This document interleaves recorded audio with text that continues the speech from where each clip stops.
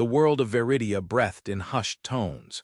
Its people, the Lumeni, had built their civilization not on ambition or art, but on the architecture of fear. Their capital, Sylvanus, was a testament to this principle. It was not a city built upon the ground, but woven into the colossal, petrified trunks of an ancient forest, with walkways and dwellings suspended hundreds of feet in the air. Bridges of living vine and hardened resin connected one colossal tree spire to another, creating a web of pathways far above the forest floor, a place the Lumeni never, ever touched. Their fear had a name, a shape, and a sound. The Grave Stalkers. They were the apex predators of Veridia, nightmares given chitin and claw. Larger than a Terran grizzly bear, they moved with a terrifying, six-limbed skittering gait that could carry them up the smoothest rock faces and even the petrified bark of the Lumeni's home. Their bodies were plated in obsidian armor, their heads dominated by a complex set of mandibles that clicked and sheared, and their vision was a terrifying fusion of thermal and kinetic senses. But their most dreadful weapon was their cry, a high-frequency shriek that could paralyze a Lumeni with pure neurological terror, rendering them helpless as the creature closed in. Kalen was a watcher. His life, like his father's and his father's before him, was dedicated to the discipline of listening and looking. He stood on a balcony of woven wood, his slender, four-fingered hands gripping the railing. His skin, a pale, pearlescent blue in the dim light of Veridia's twin moons, was a canvas for his anxiety, shifting with faint, nervous ripples of lavender. His large, dark eyes, adapted for the perpetual twilight beneath the dense canopy, scanned the shadowed world below. Every evening was the same ritual. The chimes would sound, a soft, mournful tolling that echoed through the suspended city. It was the signal for the hush. Doors of woven ironwood slid shut. Laughter, what little of it existed, would die in the throat. Families would huddle in the core of their homes, away from the outer walls. The Lumeni would make themselves small, make themselves silent, and pray the Grave Stalkers' patrols would pass them by. Tonight, the air was heavy, thick with the scent of rain-soaked moss and something else, something acrid and predatory. Kalen's breath hitched. He had seen the signs earlier. A patrol of his own had found the remains of a foraging party that had strayed too far down a supply vine. The scene was one of utter carnage, the bodies torn apart with a savage efficiency that spoke of more than one stalker. They were getting bolder. The packs were hunting closer to Sylvanus. A faint scraping sound from below sent a jolt of ice through Kalen's veins. It was the sound of chitin on stone, a sound that haunted the nightmares of every Lumeni child. He flattened himself against the wall of his dwelling, his skin flickering a deep, fearful violet. He did not dare look over the edge. To be seen was to be hunted. To be hunted was to die. The scraping grew louder, joined by the sickening clicks of mandibles. He could feel the vibrations through the soles of his soft-soled boots. There were at least 3 of them. They were climbing the base of Sylvanus's central spire, the great trunk. An old memory surfaced, a story his grandmother used to tell, not as a fable, but as a warning.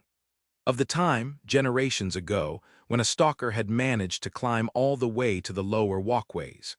The slaughter had been etched into their cultural memory. He heard the shriek.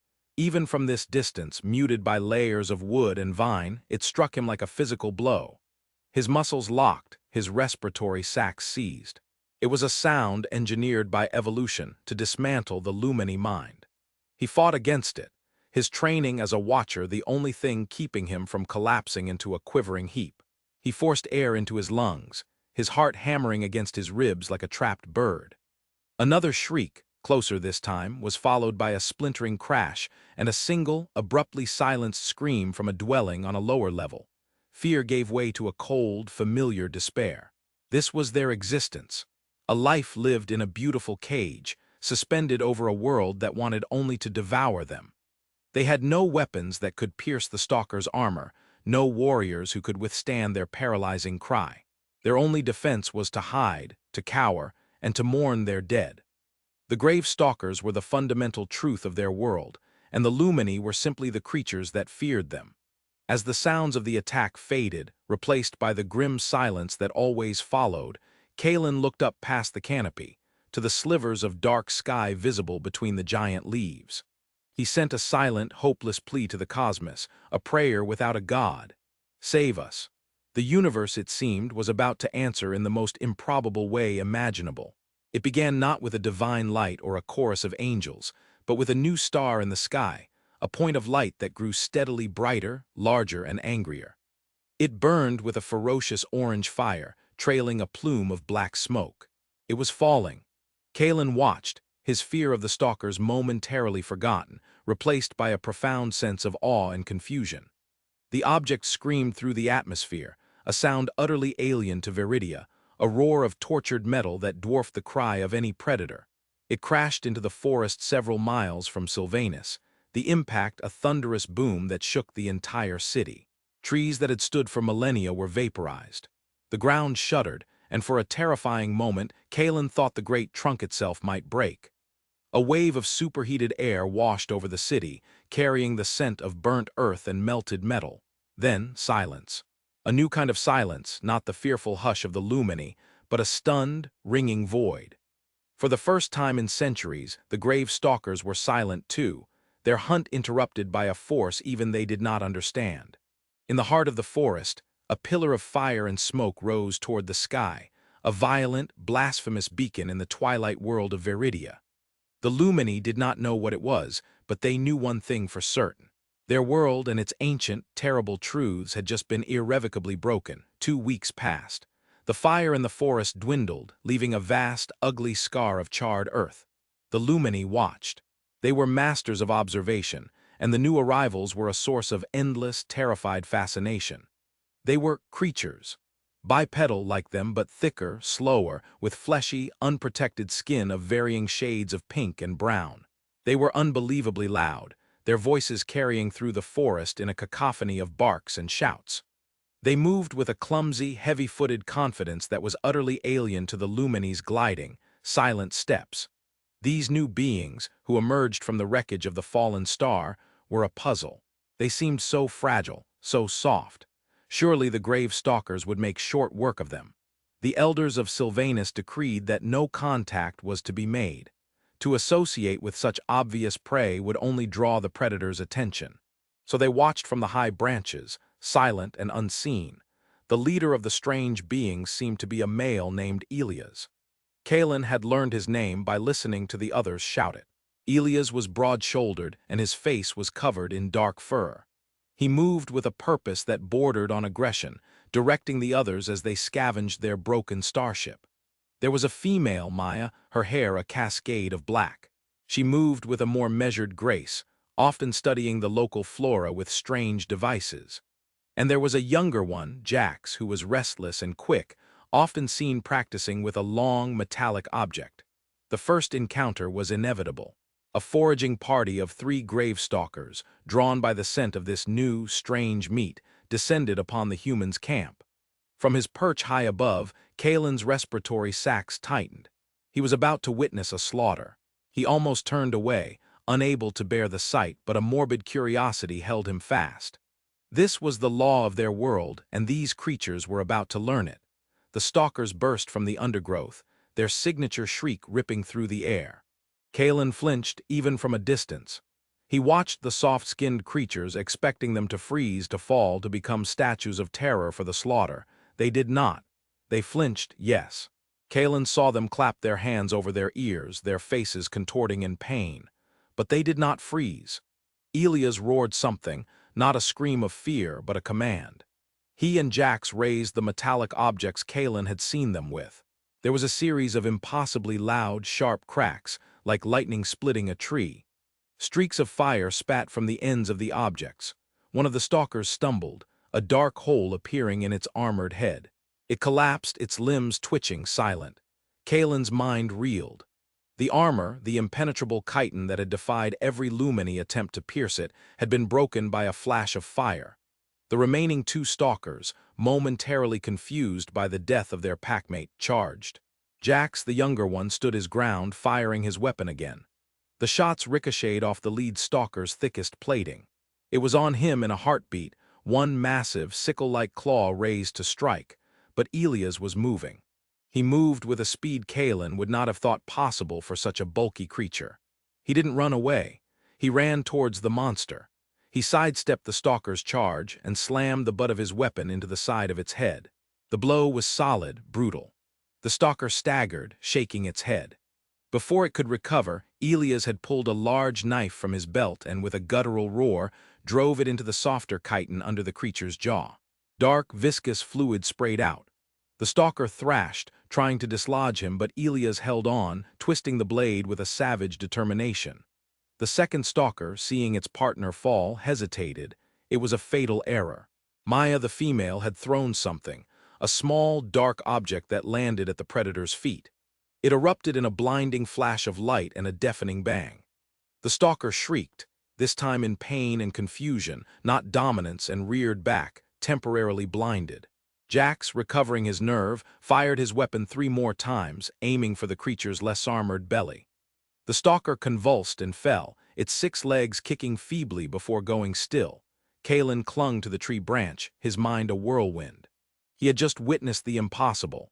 3 grave stalkers, a force that could send a district of Sylvanus into panicked lockdown, had been dispatched in moments.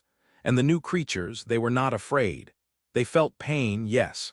They felt alarm. But the deep, soul-crushing terror that defined Lumeni existence was absent. In its place was something else, something Kalen had no word for. A fierce, violent defiance. The aftermath was even more shocking. Kalen expected the new beings to retreat, to tend to their shock and patch their wounds. Instead, they did something that defied all logic, all sanity. Elias, covered in the stalker's dark blood, stood over the corpse of the one he had killed. He was breathing heavily, his face a mask of grim satisfaction. He looked at the other 2 humans. "Good work," he panted. "Jax, you were reckless, but you held the line." "It almost had me," Jax said, his voice trembling slightly, a mix of adrenaline and fear. "It didn't," Elias said, clapping him on the shoulder. "Maya, that flashbang was perfect timing." Maya nodded, her eyes wide. "Their shrieks are no joke. It feels like it's trying to scramble your brain." "We'll adapt," Elias stated, his voice absolute. Then he looked down at the massive, dead predator at his feet. He grinned, a baring of teeth that Kalen would have found terrifying just minutes before. Now it held a different meaning. "Well," Elias said, wiping his bloody knife on the creature's chitin, "we were running low on protein." Kalen watched in stunned disbelief as the 3 soft-skinned creatures began to butcher the grave stalkers. They worked with practiced efficiency, using their sharp knives to cut through the thick hides and carve off huge slabs of the pale, fibrous muscle beneath. They stripped the chitin, tossing it aside like a useless husk. They were harvesting the monsters. Later that evening, a fire burned brightly in the human camp.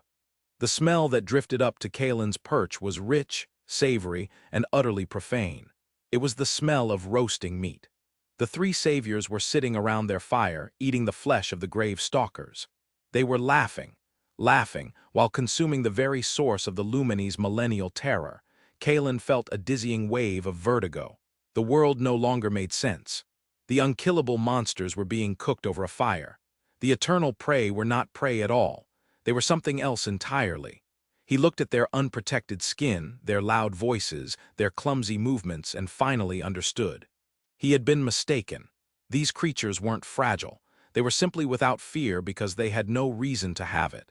In their world, wherever that was, they were not the ones who hid. They were the ones who hunted. A new feeling began to sprout in the barren soil of Kalen's despair. It was a fragile, terrifying thing, something he had only ever heard of in the oldest, most doubtful legends. It was hope. He scrambled down from his perch and began the long, silent journey back to Sylvanus. The elders had to be told. Everything had changed. Kalen's report was met with deep-seated skepticism and visceral horror. He stood before the council of elders in the heart of the great trunk, his voice echoing in the vast, dimly lit chamber. The council, led by the ancient and cautious elder Lyra, sat on thrones of polished ironwood, their skin a uniform, judgmental gray. "You say they killed 3 of the stalkers?" Lyra asked, her voice a dry rustle. "Not repelled them, killed them. Fire spitters and blades," Kalen insisted, his own skin a passionate, pleading shade of turquoise. "I saw it. Their armor meant nothing." Elder to Lyra's right scoffed. "And then you claim they feasted on the flesh. That is an abomination, a perversion of the natural order. The natural order is that we are their food." Kalen countered, his voice rising with an uncharacteristic fervor that shocked the council into silence. These humans, as they call themselves, have inverted that order. They do not see the stalkers as gods of destruction. They see them as meat. The word hung in the air, grotesque and revolutionary. For generations, the Lumeni had starved themselves of proteins, subsisting on bland fungi and root vegetables that could be grown in high-altitude gardens, all because foraging for anything more substantial meant risking a stalker attack. The idea of consuming their tormentors was beyond blasphemy. It was conceptually impossible. "They are monsters," Lyra declared. "Perhaps a different kind of monster, Kalen, one that will demand a tribute we cannot pay. They are loud, violent, and disrespectful of the hush. They will draw more stalkers to us, not fewer. Perhaps they are the answer to a prayer we have whispered for 1,000 years," Kalen replied softly. "I must speak with them." The council's grave misgivings. They could not deny the truth of what Kalen had seen. Fear of the new was powerful, but fear of the stalkers was absolute. They granted him permission, a heavy, reluctant consent that felt more like a sentence than a blessing. Kalen descended from Sylvanus the next day, a journey he had never made in his life. The forest floor was a place of myth and terror, littered with the bones of his ancestors. Every rustle of leaves, every shadow, sent a tremor of instinctual fear through him. But the image of Elias driving his knife into the stalker's neck burned brighter than his fear. He found the human camp easily, guided by the scent of wood smoke and the sound of their voices. He stepped into the clearing, his hands held open in a gesture of peace. The three humans immediately fell silent, their hands moving to their weapons. Elias stepped forward, his expression wary, not hostile. "Well, look at that," he said, his voice lower, calmer than Kalen had heard it before. "We've got a visitor." Kalen's people had a rudimentary form of universal translation tech, scavenged from a derelict ship centuries ago, worn as an amulet. It was unreliable, good for concepts, but poor with nuance. He touched the smooth stone at his neck. "I come, peace," he managed, the translated words coming out flat and robotic from the device. Maya lowered her rifle slightly. "It's one of them, the ones we saw watching from the trees. Look at its skin, it's changing color." "Stay sharp," Elias murmured, but he took a step closer. "You're a long way from home, friend. It's not safe down here. You," Kalen said, pointing a trembling finger at Elias. "You fight the fear things, the stalkers." Elias's lips quirked into a half-smile. "The grave stalkers, yeah, we fight 'em. Don't have much of a choice." "Eat them," Kalen stated, the amulet translating the revulsion and awe in his tone perfectly. Jax let out a short laugh. "Hey, don't knock it till you've tried it. Tastes a bit like gamey pork." "We're survivors, pal. Protein is protein." Elias shot Jax a look that silenced him. He studied Kalen, his gaze intense. He saw not a monster or a curiosity, but a person consumed by a fear he was only just beginning to comprehend. "They hunt you, don't they? Your people, you live up in those trees to hide from them." Kalen nodded, his skin rippling with a sorrowful gray. "They are the end of all things. We hide, we die. It is the way." "It doesn't have to be," Elias said, his voice surprisingly gentle. "We're not from here. We crashed. But we know how to deal with predators. Back on Earth, humanity didn't get to the top of the food chain by hiding in trees." Thus began the strangest and most important alliance in the history of Veridia. Kalen, acting as an emissary, started providing the humans with information. He brought them maps of the forest, painstakingly drawn on stretched hide, showing the stalkers' patrol routes, their nesting grounds, the places where they were most vulnerable. He taught the humans to read the signs of the forest, to understand the subtle language of Veridia that the Lumeni knew so well. In return, the humans showed Kalen their world. Elias explained the principles of their projectile weapons, the controlled explosion that sent a metal slug through the air at incredible speeds. He showed Kalen how to maintain the weapon, how to aim, how to control his breathing. Jax taught him how to set a deadfall trap, how to use a garrote wire. Maya explained the biology of the stalkers, showing him the anatomical weaknesses they had discovered during their dissections. The soft spot under the jaw, a nerve cluster at the base of the skull, the less armored joints of the legs. To Kalen, it was like learning the secret grammar of God. The humans treated the stalkers not as an unstoppable force of nature, but as a problem to be solved. A biological machine with flaws that could be exploited. Their approach was analytical, ruthless, and utterly devoid of the mystical terror that had paralyzed his people for eons. The first joint operation was a hunt for a pack of 5 stalkers that had been menacing a vital supply route. Elias planned it like a military campaign. "Kalen, you and your people will create a diversion here," he said, pointing to a spot on the map. "Make some noise, draw them into this ravine. Jax and I will be positioned on the ridge above. Maya, you'll be here at the mouth of the ravine. If any of them break past us, you blind them. Don't engage directly." The Lumeni were terrified, but Kalen's new confidence was infectious. For the first time, they were not just hiding. They were participating in the fight. They moved to their position, their hearts hammering, and at Kalen's signal they began striking a petrified log with stones, creating a rhythmic, enticing noise. The stalkers came, just as Elias had predicted. They charged into the narrow ravine, their shrieks of dominance echoing off the rock walls. But this time, the Lumeni were prepared. They had wads of moss stuffed in their auditory canals, muffling the worst of the cry. And they knew what was coming. From the ridge above, fire and thunder erupted. Elias and Jax worked with brutal efficiency. 2 stalkers fell in the initial volley. A third, wounded, tried to scramble up the ravine wall, only to be met by a precise shot from Elias that shattered its head. The remaining 2, enraged and confused, charged forward straight towards Maya's position. She threw 2 of her flashbangs in quick succession. The ravine was filled with blinding light. The stalkers reeled, disoriented. Before they could recover, Elias and Jax had scrambled down into the ravine. They engaged the stunned predators at close range, their combat knives flashing. It was not a clean, distant kill. It was a vicious, intimate struggle. Elias used his own body as leverage, dodging a swipe and ramming his blade into a leg joint. Jax, more agile, ducked under a flailing claw and hamstrung his target. The fight was over in less than a minute. 5 dead grave stalkers lay in the ravine. The Lumeni emerged from their hiding spots, their large eyes wide with disbelief. They looked at the dead monsters, then at the 2 blood-spattered humans panting in the middle of the carnage. That night, the humans built their fire at the base of Sylvanus itself.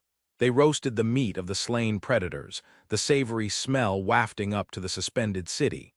But this time, it was not met with horror. It was met with a stunned, hopeful curiosity. A few brave Lumeni, Kalen among them, descended.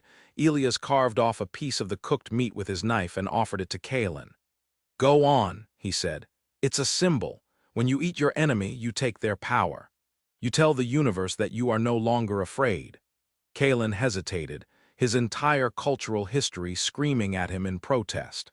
But he looked at Elias' steady eyes, at the safety his people now felt, and he took the offered morsel. He put it in his mouth. It was rich and smoky and satisfying. It tasted of victory. As he chewed, he felt a profound shift within him. The fear that had been his constant companion his entire life did not vanish, but it receded. It became smaller, manageable.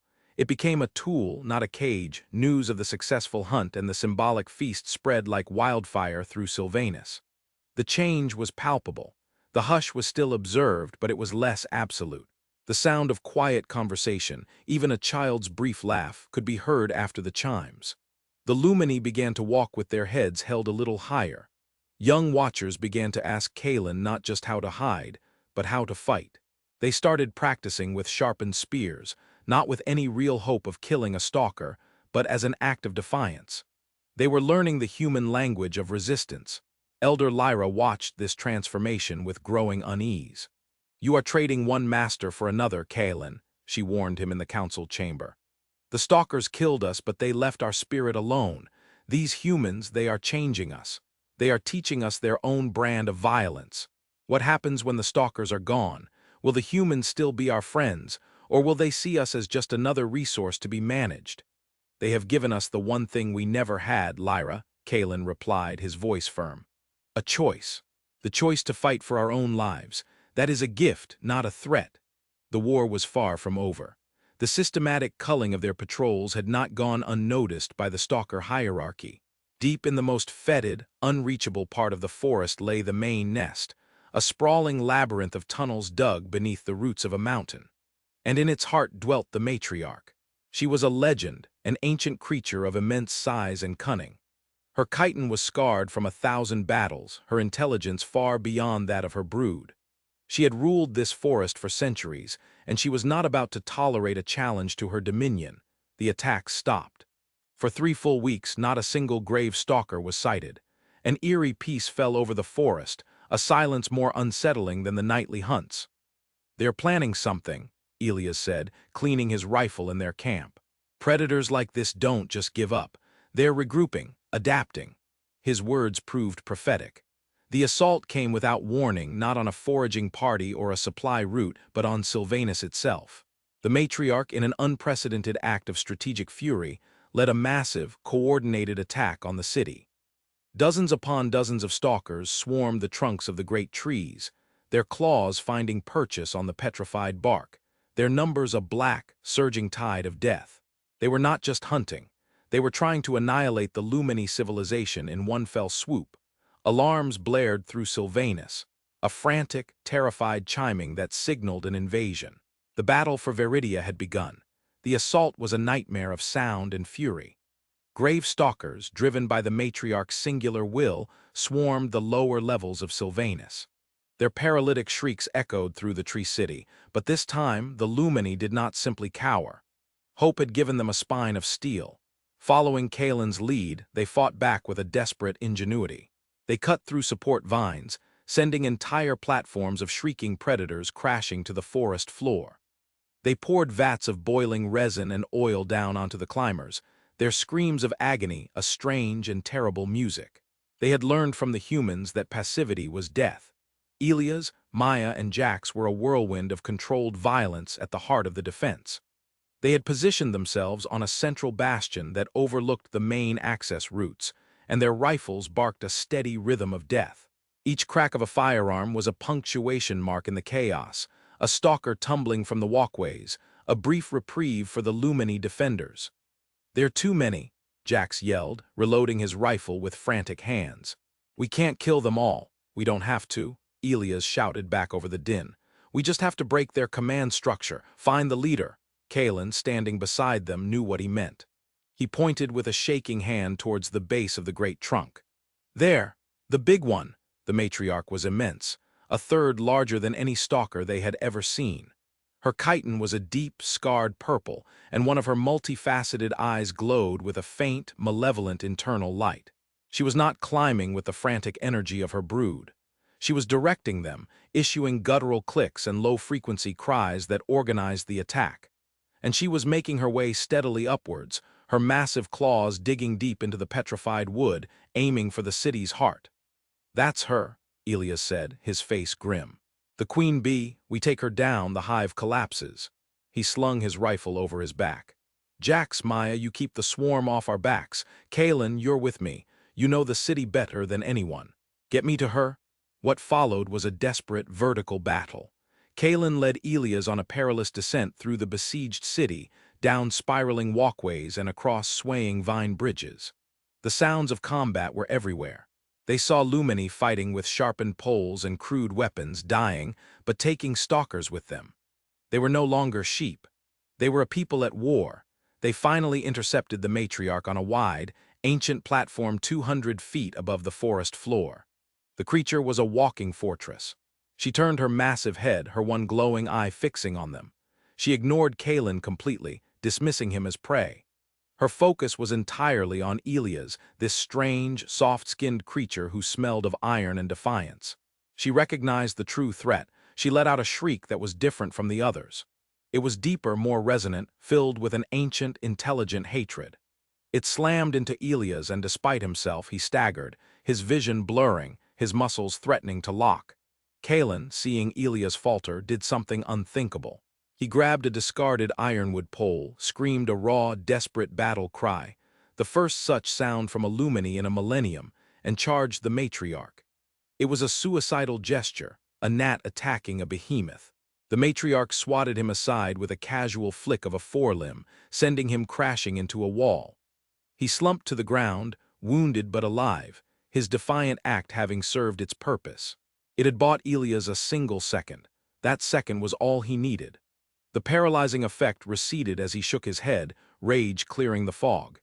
He unslung his rifle and fired, not at the creature's armored head, but at the thick-legged joints just as Maya had taught him.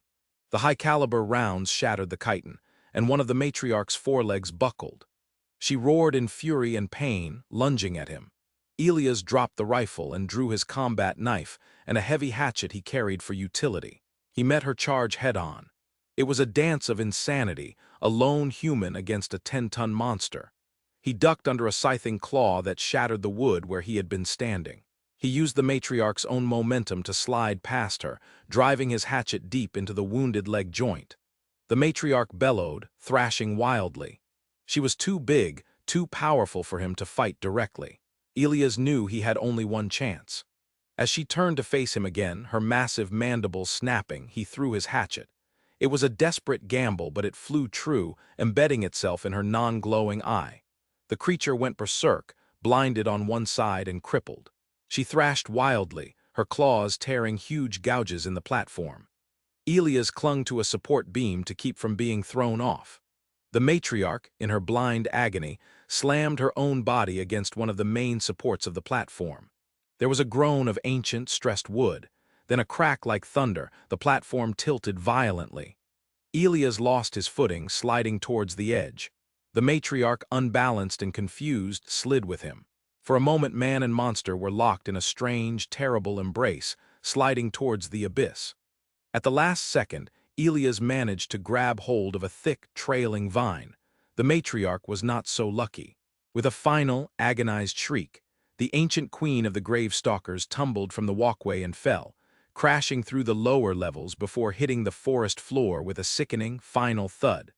A profound silence fell over the battlefield.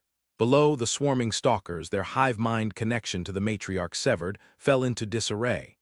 Their organized assault dissolved into confused panic. They began to screech and clamber over each other, some fleeing back down the trees, others simply stopping where they were, suddenly lost. The spell was broken. The resolution was not swift, but it was decisive. Without their matriarch, the gravestalker packs fractured. They became disorganized, solitary hunters again, and were systematically hunted down over the following months by mixed parties of humans and newly emboldened Lumeni warriors, led by Kalen. The day came when the chimes for the hush did not ring.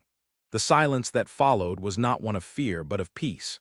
The sounds of life returned to Sylvanus, tentatively at first, and then with a joyous crescendo. Children played on the open balconies. Artisans, for so long suppressed, began carving statues that were not of cowering figures, but of heroic hunters, both human and Lumeni. Kalen stood with Elias on the highest spire of Sylvanus, looking out over their world. His skin was a calm, steady blue. He no longer wore the title of Watcher. He was now the city's first hunter, a teacher, and a leader. "It is strange," Kalen said, his translated voice now fluid and natural. "For so long we looked at the sky and prayed for a savior. We imagined someone like us, but stronger. We never imagined they would be like you. So fragile in body, but so unbreakable in spirit." Elias watched a group of Lumeni children chasing each other on a walkway below, their laughter carrying on the wind. "We're not unbreakable, Kalen. We just learned a long time ago that you can't build a future if you're always looking over your shoulder. Sometimes, to stop being prey, you have to become a predator." Below, a great feast was being prepared. It was a celebration of freedom. There was no stalker meat roasting on the fires. The humans had taught the Lumeni how to cultivate new, richer food sources and how to safely forage from the forest floor. The hunt was over. The war was won. The humans of the Starship Odyssey, a handful of survivors from a dead world, had not found a new home. They had forged one. They had descended into a world of nightmares, and through the primal, savage, and uniquely human act of hunting their fears and consuming them, had become its saviors. They were not gods or angels. They were something far more potent. They were predators who had chosen to be protectors, killers who had brought about an age of peace. The Lumeni of Veridia would never forget their saviors, the strange, soft-skinned beings who had taught them that the only thing more powerful than fear was the courage to turn and face it, knife in hand and with hunger in your heart.